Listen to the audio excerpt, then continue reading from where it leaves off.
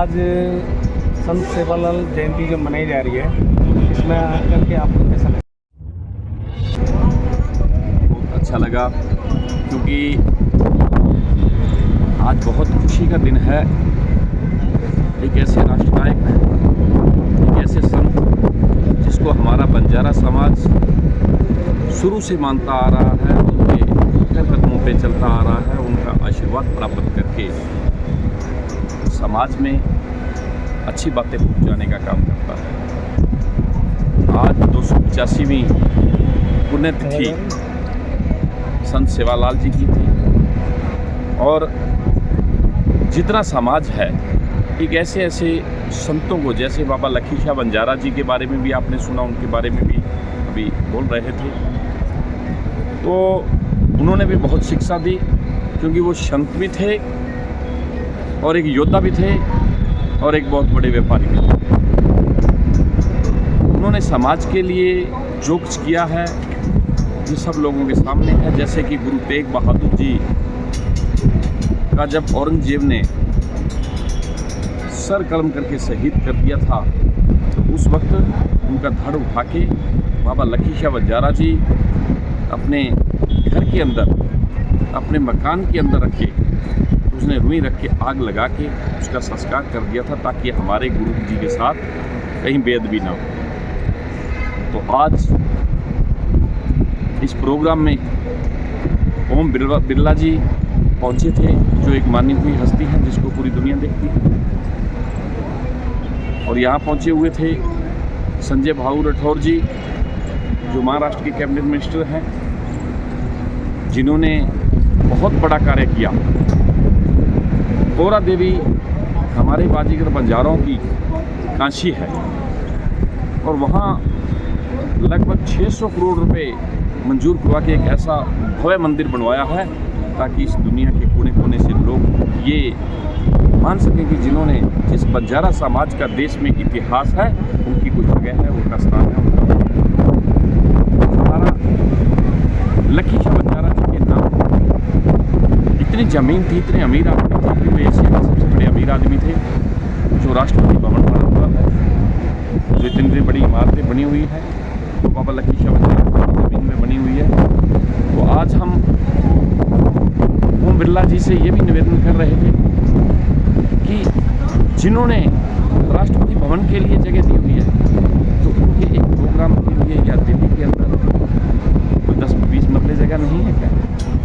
तो इसीलिए हमारे समाज के बारे में सोचा जाए, ताकि हमारी पुरानी संस्कृति को जिंदा रखें। आज भी उस वेशभूषा में लोग रहते हैं जैसे में रहती थी। तो अलग अलग घर में बांट दिया गया है, जैसे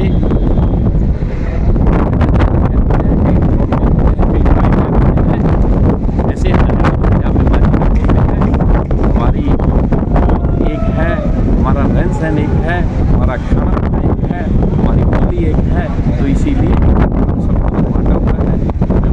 एक दिशा में अगर हमें सबको इकट्ठा किया जाएगा, क्योंकि जिस तरीके से नरेंद्र मोदी जी कहा करते थे कि एक देश दो विधान, दो संविधान नहीं चलेंगे, दूसरी तरीके से हम अपील करते हैं कि हमारा एक समाज जिसका हर रुतबा एक है, और फिर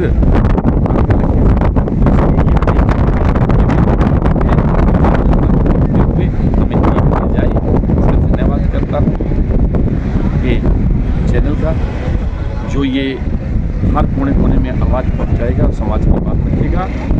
मैं हूँ हरियाणा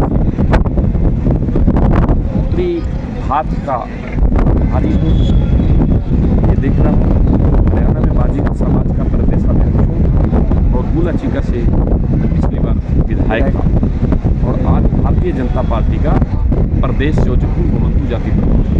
तो इसीलिए मेरा दायित्व बनता है कि समाज को जगाना, समाज को बताना, और ये हम लगातार करते आ रहे हैं। सर आपने कभी बंजारा समाज की ये आवाज़ उठाई है कि हमें बंजारा समाज का जितना भी अपना भारतवर्ष में बंजारा समाज है, उसको सबको एक कैटेगरी में लाया जाए? मैं यही तो बोल रहा था मैंने हर जगह कोशिश की है आवाज़ उठाने की। मैंने अभी बताया ना, हरियाणा पंजाब में बाजीगर बोल रहे हैं, मैं कुर्रा हूँ, बंजारा मिलेंगे सबको, उनको कुर्रा हूँ। तो इसीलिए हर जाति, कई नायक, कई बर्तिया, तो इसीलिए अलग अलग जगह बांटे हुए हैं। कई जगह हम किसी स्टेट में BC में हैं, किसी स्टेट में हम SC में, किसी स्टेट में हम ST में हैं। तो इसीलिए हमारे सारी एकता को देखते हुए, हमारे एक समाज को देखते हुए जो हमें बांटा हुआ है, हमें इकट्ठा करना चाहिए। और हमारा गरीब समाज है जिसका देश को आज़ाद कराने में अहम रोल है, उन अंग्रेज़ों से लड़ाइयाँ लड़ने में अहम रोल है। हमारा समाज इस देश को एक दिशा देने वाला समाज है। आपने देखा होगा कि हमारे लकीला बंजारा जी के टांडे चलते थे, जब कोई सड़कें तो नहीं हुआ करती थी, तो जब टांडे चलते थे, जो रास्ते चलते थे, जो रास्ते बनाए हुए, आज वहाँ पे स्टेट हाईवे बने हुए हैं, सिरसा सूरी मार्ग वहाँ बना हुआ है। बड़े बड़े जितने भी बड़े बड़े रोड हैं उस जगह पे रोड बने हुए हैं, क्योंकि वो रास्ते किन्होंने चलाए, वो बंजाराओं ने पैदल चल के, उन्होंने हाथी घोड़े, जो बैलगाड़ियाँ वगैरह, जो सामान यातायात करते थे, बंजारे चलते थे टांडा इधर से उधर, और वो उस तरीके से वहाँ रास्ते बने। जी सर, आज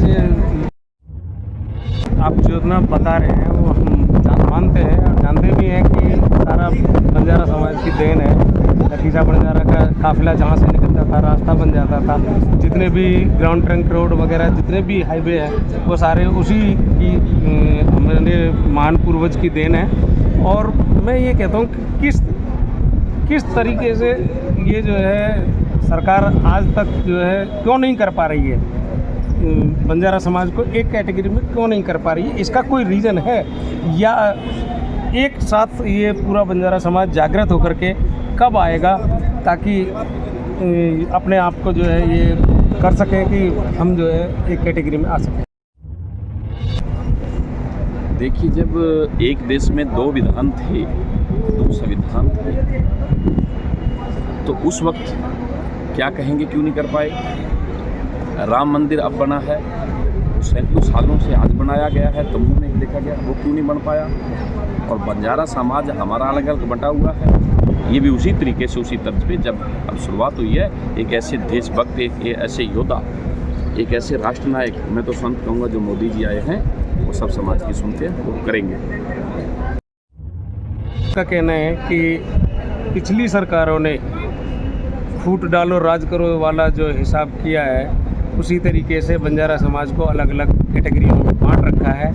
अब उम्मीद कर रहे हैं कि शायद मोदी जी सबको एक कैटेगरी में ला करके बंजारा समाज को खड़ा करेगा। और बंजारा समाज का विश्वास है, इनका कहना है कि इनका विश्वास है कि एक कैटेगरी में ला के खड़ा करेंगे और बंजारा समाज का उद्धार करेंगे।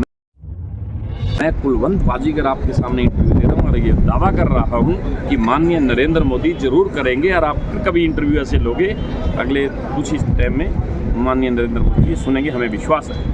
चलो, थैंक यू, धन्यवाद आपका।